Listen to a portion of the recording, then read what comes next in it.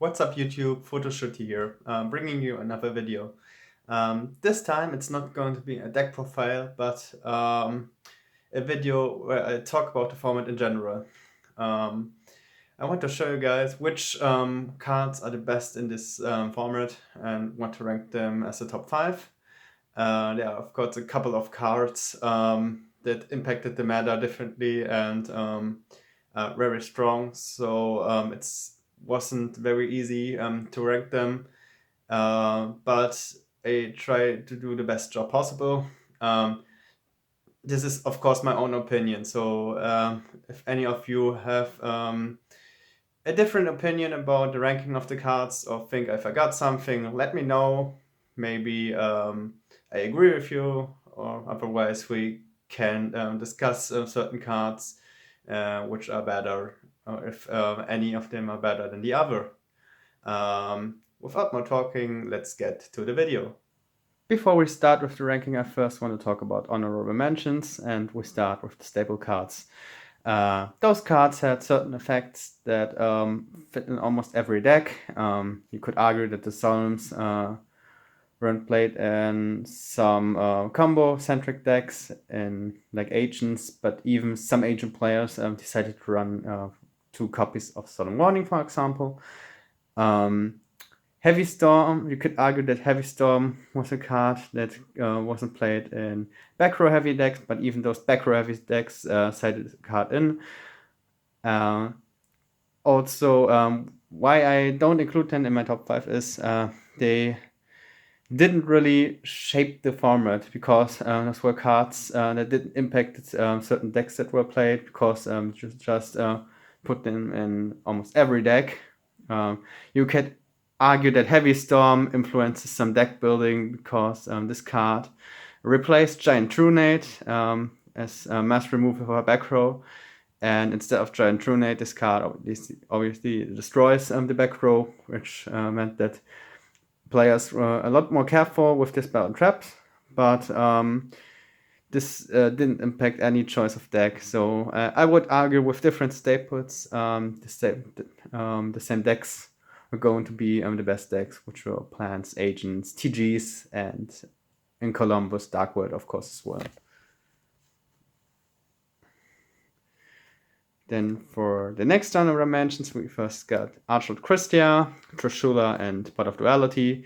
The only problem that Christia has is that it's not very generic. It was only played in the Agent deck and, of course, in some Herald of Perfection decks. But if you summon this card and the summon goes through, and the opponent doesn't have something like a Dimensional Prison, and this card is almost game all of the time, especially when you drop it with a couple of boss monster, which I mentioned in my agent deck profile. The only thing this card holds back is that it's not very generic. Then we have Trishula, which is of course one of the best synchro monsters of this format, besides cards like Hyper Librarian or Stardust or Scrap Dragon.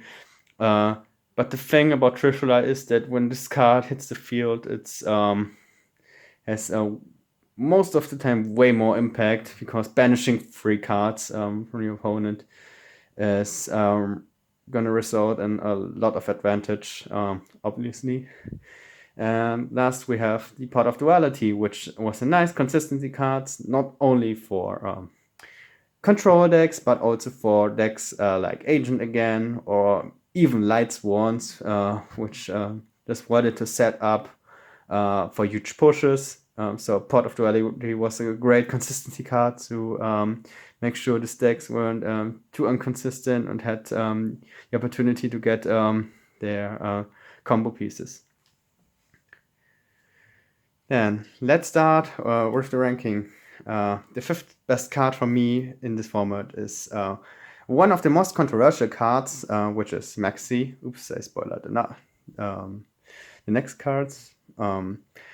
Maxx is in this format, in my opinion, the best hand trap, because of Tengu plants and agents being the best deck. Against, I don't have to explain why this card is so good against plants. Like this card makes 1-for-1 a lot weaker, because even if they decide to not accept the Maxx challenge, you get an instant +1 out of it. This card is of course very good against Tengu as well, because you can just run over a couple of Tengus, drop Maxi, and you get two or three draw. You get 2 draws out of all the Tengus, which is very strong.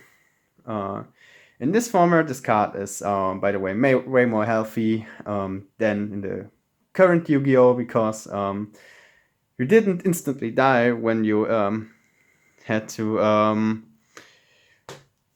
prevent your combo from going through. So it's not like today, where you have just you are forced to build a big board.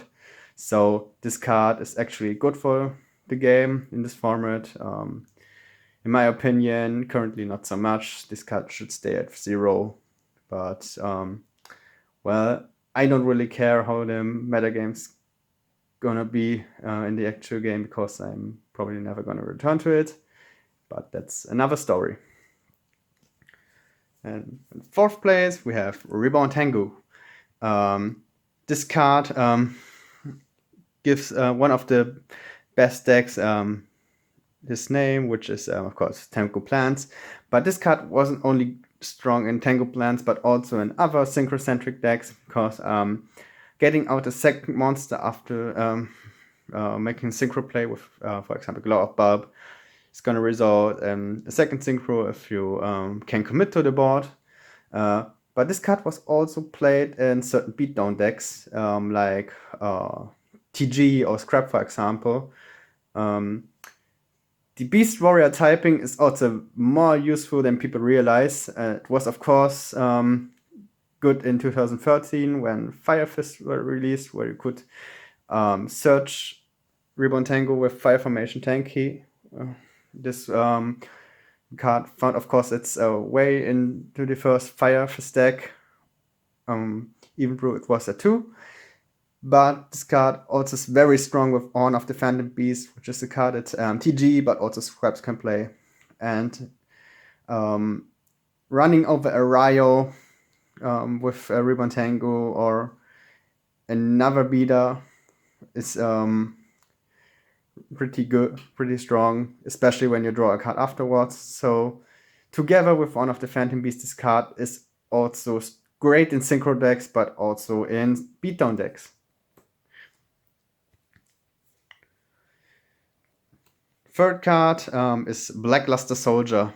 This card was, of course, came back from the banned list at the September 2011 list, and it immediately made an impact on the metagame. Almost every deck that could play light and dark monsters included this in the deck, because this card made every deck that could summon him way more powerful.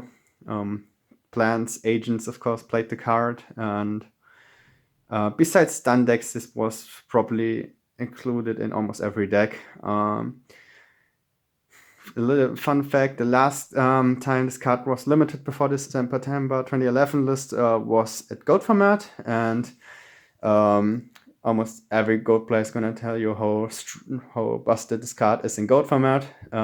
So alone the fact that this card came back after 6 years and still was a meta-breaking card is just insane. I don't know how much games were decided by top deck BLS. This card is just insane. Also, what you have to consider is a lot of decks included this card, but for example, not Chaos Sorcerer, and Chaos Sorcerer was the only card or the only Chaos monster you could play, because having 700 attack more and additional the effect to attack twice is, besides the banish effect, of course, very relevant.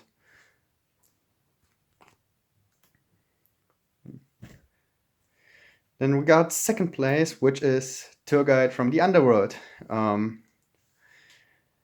A lot of people know how much impact this card had, not only on the 2011 meta, but also March 2012 and the September 2011 format to a certain point as well, when it was semi-limited, and of course everyone can remember when this card went to free and Burning Abyss got released. This card was so broken with the new Burning Abyss deck, but we want to talk about what this card did in the September 2011 format. This card was also played in March 2011, alone for the fact that it could special summon Sangan from the deck, which was a very important searcher, of course, and could get you to your key cards like Debris Dragon or, of course, the Fire Blossom, but even hand traps like Maxx, for example, which gave this card a certain boost was the inclusion of Exceeds monsters.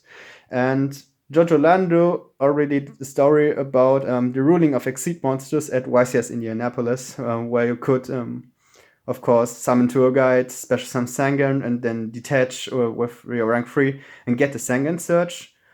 This was only possible for YCS Indianapolis, and after this, Konami ruled it differently and how Exceed monsters functioned.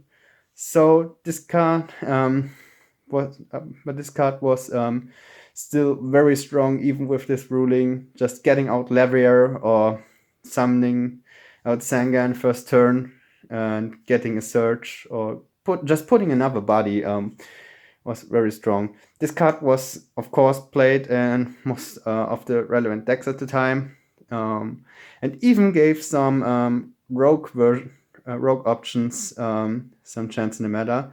For example, the Relinquish deck, because one of the targets for Tour Guide is actually the Jin, which made the Relinquish Jin lock way more consistent. Just a fun fact, by the way.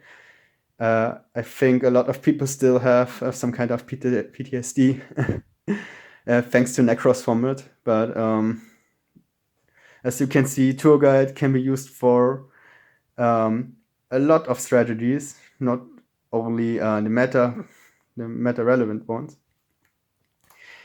And the last card, which is for me first place, which I spoiled earlier, is Thunderking Rai-Oh.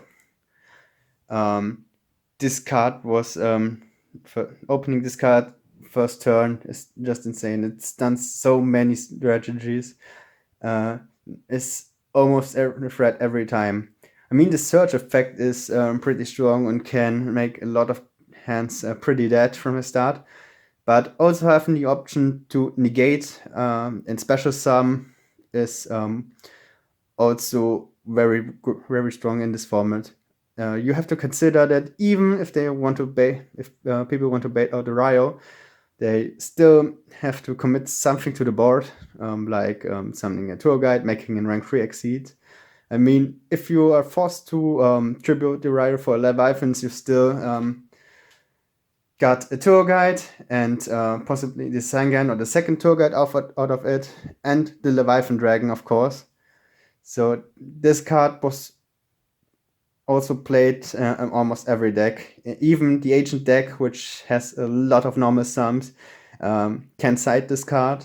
Having the light attribute is also something which you have to consider, especially with cards like Honest still being relevant in decks like Lightspawn or Agents.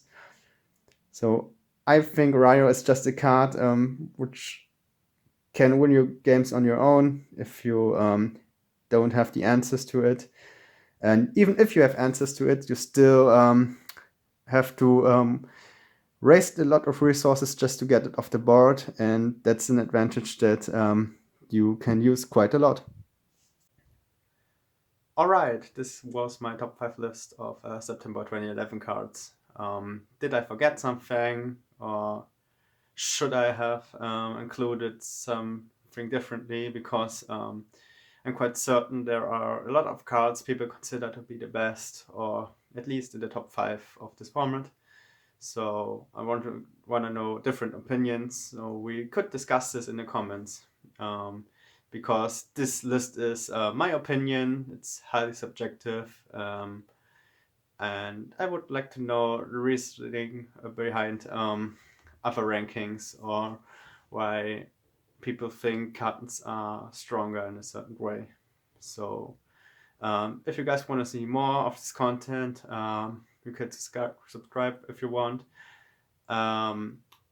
Also, you could leave a like if you like the video, and more gameplay will follow soon in a week. This is quite certain. I don't know if it's going to be on the Photo Shooty channel or on the channel of my good friend, the Yu-Gi-Oh! Renaissance. We planned at least a show match, so stay tuned for that. Otherwise, I'm going to upload another deck profile. This is going to be on my channel. Until then, see you later.